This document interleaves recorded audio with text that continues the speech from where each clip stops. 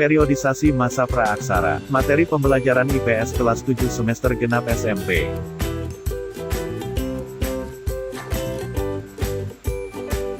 Tujuan pembelajaran. Setelah kalian mengikuti video ini, diharapkan kalian dapat 1. Mengidentifikasi masa praaksara secara geologis. 2. Mengidentifikasi masa praaksara secara arkeologis. 3. Mengidentifikasi masa praaksara berdasarkan perkembangan kehidupan.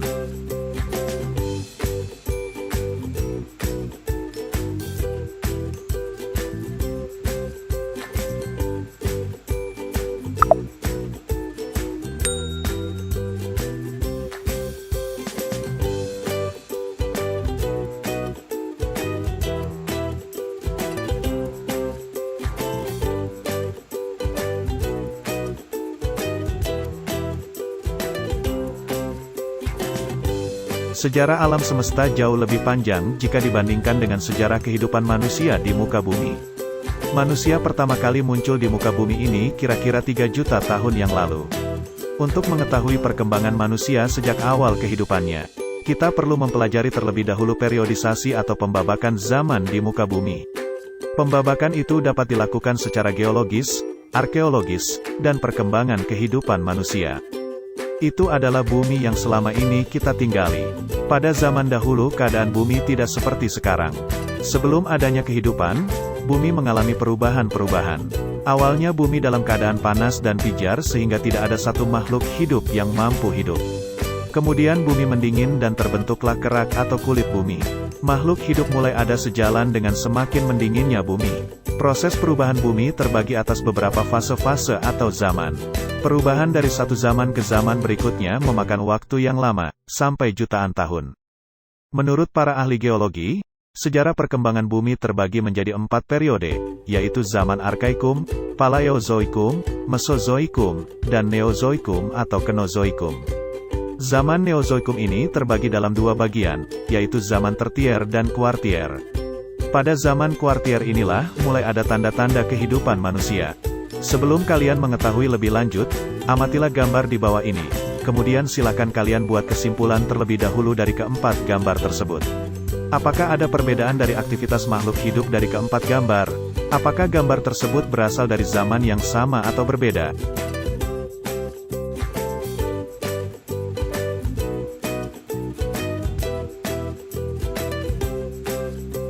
Zaman Arkaikum merupakan zaman tertua. Zaman ini berlangsung kira-kira sejak 2500 juta tahun yang lalu. Pada waktu itu kulit bumi masih sangat panas, sehingga belum terdapat kehidupan di atasnya. Zaman kehidupan tua berlangsung kira-kira sejak 340 juta tahun yang lalu.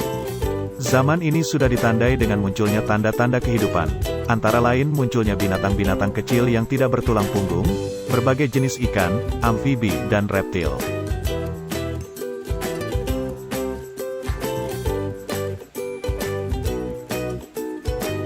Zaman kehidupan pertengahan, berlangsung sejak kira-kira 140 juta tahun lalu. Pada zaman ini, kehidupan di bumi makin berkembang, binatang-binatang mencapai bentuk tubuh yang besar sekali, kita mengenalnya sebagai dinosaurus. Di samping itu, juga mulai muncul berbagai jenis burung. Zaman Mesozoikum disebut pula dengan zaman reptil karena pada zaman ini jenis binatang reptil yang paling banyak ditemukan. Zaman kehidupan baru, berlangsung sejak kira-kira 60 juta tahun yang lalu. Zaman ini dibagi menjadi 2, yaitu zaman Tertier dan zaman Kuartier. A. Zaman Tertier. Pada zaman Tertier jenis-jenis reptil besar mulai punah dan bumi umumnya dikuasai oleh hewan-hewan besar yang menyusui. Contohnya adalah jenis gajah purba, Mammutus, yang pernah hidup di Amerika Utara dan Eropa Utara. B. Zaman Kuartier. Zaman Kuartier berlangsung sejak kira-kira 3 juta tahun yang lalu. Zaman ini sangat penting bagi kita, karena merupakan awal kehidupan manusia pertama kali di muka bumi. Periodisasi secara arkeologis didasarkan atas hasil-hasil temuan benda-benda peninggalan yang dihasilkan oleh manusia yang hidup pada masa praaksara. Berdasarkan penelitian terhadap benda-benda tersebut, masa praaksara dibedakan menjadi 2, yaitu zaman batu dan zaman logam. Paleolitikum berasal dari kata paleo artinya tua, dan litos yang artinya batu sehingga zaman ini disebut zaman batu tua. Hasil kebudayaannya banyak ditemukan di daerah Pacitan dan Ngandong, Jawa Timur. Untuk membedakan temuan benda-benda praaksara di kedua tempat tersebut, para arkeolog sepakat menyebutnya sebagai kebudayaan Pacitan dan kebudayaan Ngandong. Zaman batu tua diperkirakan berlangsung kurang lebih 600.000 tahun silam. Kehidupan manusia masih sangat sederhana, hidup berpindah-pindah nomaden. Mereka memperoleh makanan dengan cara berburu, mengumpulkan buah-buahan, umbi-umbian, serta menangkap ikan. Alat-alat yang digunakan pada zaman ini terbuat dari batu yang masih kasar dan belum diasah, seperti kapak perimbas atau alat serpi yang digunakan untuk menguliti hewan buruan, mengiris daging, atau memotong umbi-umbian. Mesolitikum berasal dari kata meso yang artinya tengah dan litos yang artinya batu sehingga zaman ini dapat disebut zaman batu tengah. Hasil kebudayaan batu tengah sudah lebih maju apabila dibandingkan hasil kebudayaan zaman Paleolitikum, batu tua. Pada zaman ini, manusia sudah ada yang hidup menetap sehingga kebudayaan yang menjadi ciri dari zaman ini adalah kebudayaan Kioken-Modinger dan kebudayaan Abris Saus Roche. Neolitikum berasal dari kata neo yang artinya baru dan litos yang artinya batu. Neolitikum berarti zaman batu baru. Pada zaman ini telah terjadi perubahan mendasar pada kehidupan masyarakat praaksara. Mereka mulai hidup menetap dan mampu menghasilkan bahan makanan sendiri melalui kegiatan bercocok tanam. Hasil kebudayaan yang terkenal dari zaman ini adalah kapak persegi dan kapak lonjong. Megalitik berasal dari kata mega yang artinya besar dan litos yang artinya batu. Megalitik berarti batu besar. Jadi yang dimaksud dengan tradisi megalitik adalah pendirian bangunan dari batu yang berukuran besar. Tradisi ini muncul pada zaman batu dan erat kaitannya dengan kepercayaan yang berkembang pada saat itu, yaitu pemujaan terhadap roh nenek moyang. Sebagai perkembangan dari zaman batu, manusia masuk ke zaman logam. Pada zaman ini, manusia tidak hanya menggunakan bahan-bahan dari batu untuk membuat alat-alat kehidupannya, tetapi juga mempergunakan bahan dari logam, yaitu perunggu dan besi. Menurut perkembangannya, zaman logam dibedakan menjadi tiga, yaitu zaman perunggu, zaman tembaga dan zaman besi. Indonesia hanya mengalami dua zaman logam, yaitu zaman perunggu dan zaman besi.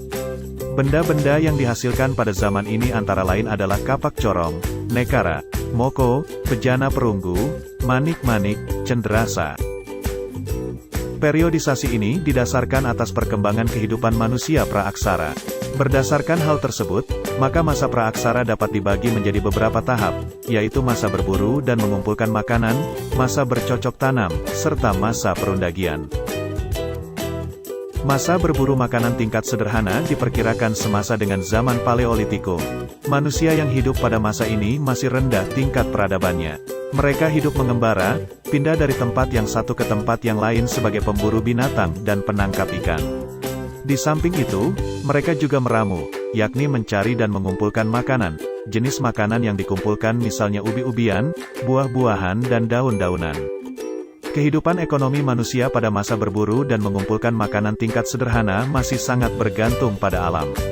Kebutuhan makanan dipenuhi dengan cara berburu hewan dan mengumpulkan umbi-umbian, buah-buahan serta dedaunan yang ditemukan di sekitar lingkungan mereka.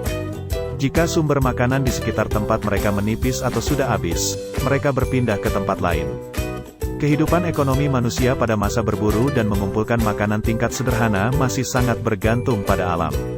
Kebutuhan makanan dipenuhi dengan cara berburu hewan dan mengumpulkan umbi-umbian, buah-buahan serta dedaunan yang ditemukan di sekitar lingkungan mereka.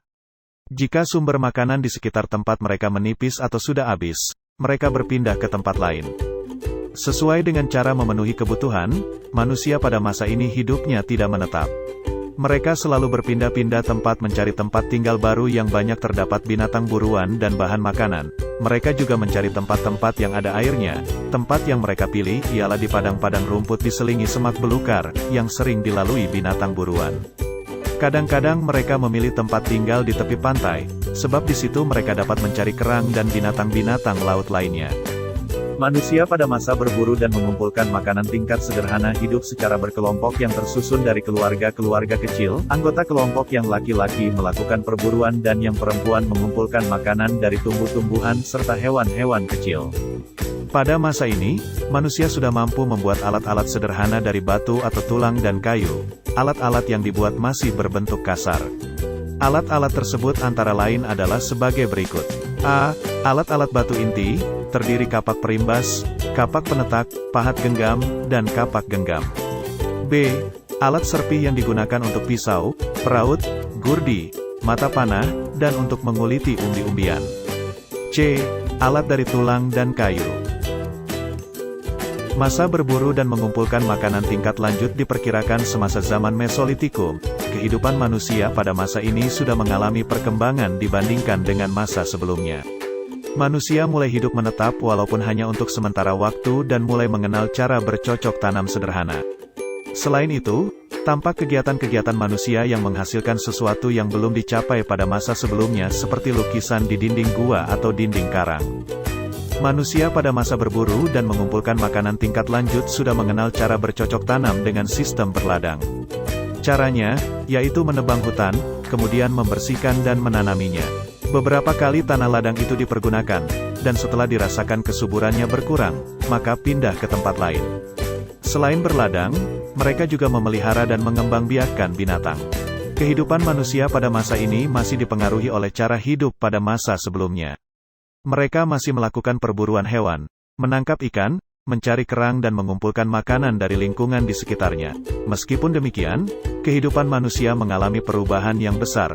Manusia secara berkelompok mulai hidup menetap dengan memilih gua sebagai tempat tinggalnya. Biasanya, gua yang dipilih adalah gua yang letaknya cukup tinggi, yaitu di lereng bukit dan dekat dengan mata air. Selama bertempat tinggal di gua, mereka melukiskan sesuatu di dinding gua yang menggambarkan suatu pengalaman, perjuangan, dan harapan hidup. Lukisan-lukisan ini dibuat dengan cara menggores pada dinding atau dengan memberi warna merah, hitam, dan putih. Bentuknya ada berupa gambar tangan, binatang, atau bentuk lainnya. Lukisan dinding gua menandakan berkembangnya kepercayaan manusia pada masa itu. Misalnya lukisan kep tangan dengan latar belakang warna merah mengandung arti kekuatan pelindung untuk mencegah roh jahat. Setelah tahap hidup berburu dan mengumpulkan makanan dilampaui, manusia memasuki suatu masa kehidupan yang disebut masa bercocok tanam. Masa bercocok tanam diperkirakan semasa dengan zaman Neolitikum. Pada masa ini peradaban manusia sudah mencapai tingkatan yang cukup tinggi. Manusia sudah memiliki kemampuan mengolah alam untuk memenuhi kebutuhan hidup dengan bercocok tanam dan mengembangbiakan binatang ternak. Manusia sudah hidup menetap dan tidak lagi berpindah-pindah seperti halnya pada masa berburu dan mengumpulkan makanan. Mereka hidup menetap karena persediaan makanan sudah tercukupi. Pada bercocok tanam, manusia tidak lagi sepenuhnya bergantung pada alam. Manusia sudah mampu mengolah alam untuk memenuhi kebutuhan hidup. Kebutuhan makanan dipenuhi dengan cara membabat hutan dan semak belukar untuk ditanami berbagai jenis tanaman sehingga terciptalah ladang-ladang yang memberikan hasil pertanian. Selain bercocok tanam, mereka juga mengembangbiakan binatang ternak seperti ayam, kerbau dan hewan ternak lainnya. Meskipun sudah bercocok tanam dan memelihara hewan ternak, kegiatan berburu dan mengumpulkan hasil hutan masih tetap dilakukan. Manusia pada masa bercocok tanam diperkirakan sudah melakukan kegiatan perdagangan yang bersifat barter.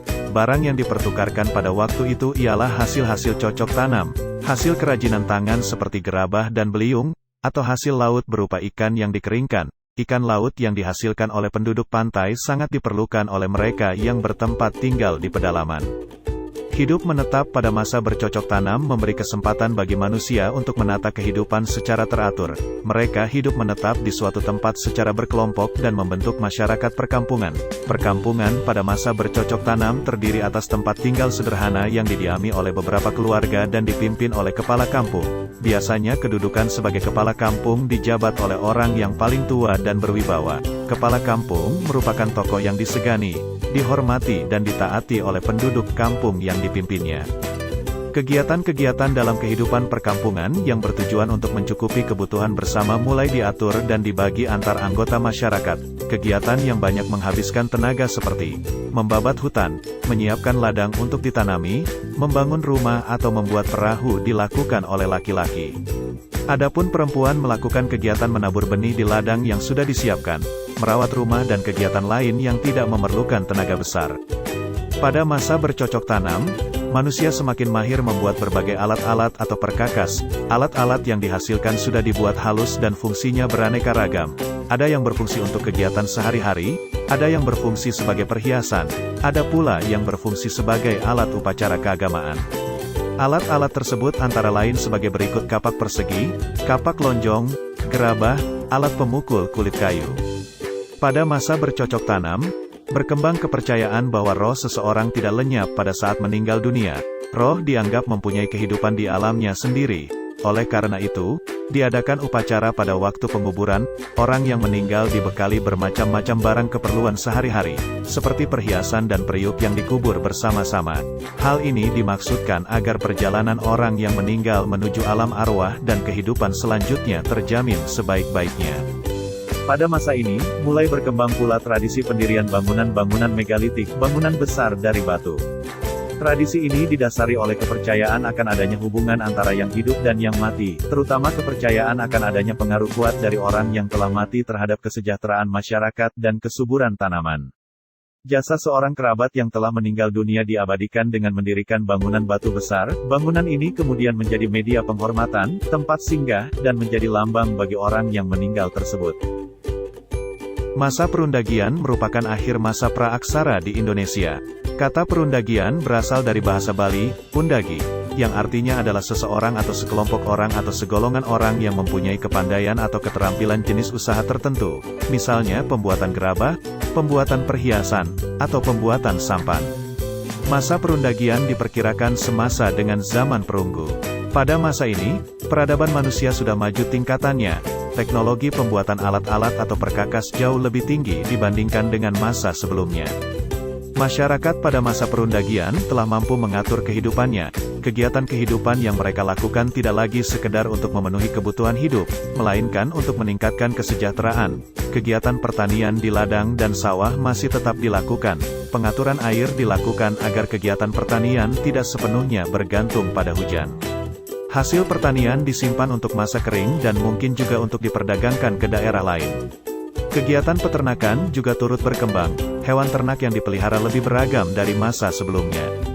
Munculnya golongan masyarakat yang memiliki keterampilan tertentu menyebabkan teknologi berkembang pesat. Seiring kemajuan yang dicapai, terjadi peningkatan kegiatan perdagangan. Pada masa ini perdagangan masih bersifat barter, namun telah menjangkau tempat-tempat yang jauh, yakni antar pulau. Barang-barang yang dipertukarkan semakin beragam, seperti alat pertanian, perlengkapan upacara, dan hasil kerajinan.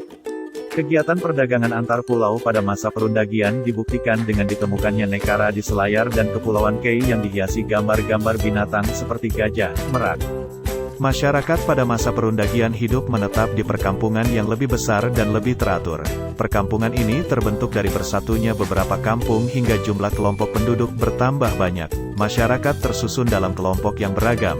Ada kelompok petani, ada pedagang, ada pula kelompok undagi, pengrajin, tukang. Dalam tata kehidupan yang sudah teratur, berburu binatang liar seperti harimau dan kijang masih tetap dilakukan. Perburuan ini selain untuk menambah mata pencaharian, juga dimaksudkan untuk menunjukkan tingkat keberanian dan kegagahan dalam suatu lingkungan. Pada masa Perundagian, manusia sudah mahir membuat berbagai peralatan atau perkakas. Alat-alat yang dihasilkan terbuat dari logam digunakan untuk bertani, bertukang, peralatan rumah tangga, perhiasan dan sebagai alat perlengkapan upacara dan pemujaan. Kepercayaan yang berkembang pada masa ini melanjutkan kepercayaan pada masa sebelumnya. Masyarakat meyakini bahwa arwah nenek moyang berpengaruh terhadap perjalanan hidup manusia dan masyarakatnya. Oleh karena itu, arwah nenek moyang harus selalu dihormati dengan melaksanakan berbagai upacara. Demikian pula kepada orang yang sudah meninggal, mereka diberi penghormatan dengan diberi bekal kubur. Terlebih lagi jika orang yang meninggal adalah orang yang terpandang atau mempunyai kedudukan dalam masyarakat, maka diadakan upacara penguburan dengan memberikan bekal kubur yang lengkap. Pada masa ini, berbagai bidang seni seperti seni lukis, seni ukir, pahat, seni patung, dan seni bangunan, arsitektur, mengalami perkembangan. Hal yang menunjukkan perkembangan ini diantaranya adalah meningkatnya pemahatan arca dan pendirian bangunan batu untuk pemujaan. Terima kasih sudah menyimak penjelasan dari materi periodisasi masa praaksara. Semoga dapat memberi manfaat dan menambah ilmu pengetahuan. Jangan lupa untuk like, komen, dan subscribe channel ini agar terus berkembang. Salam.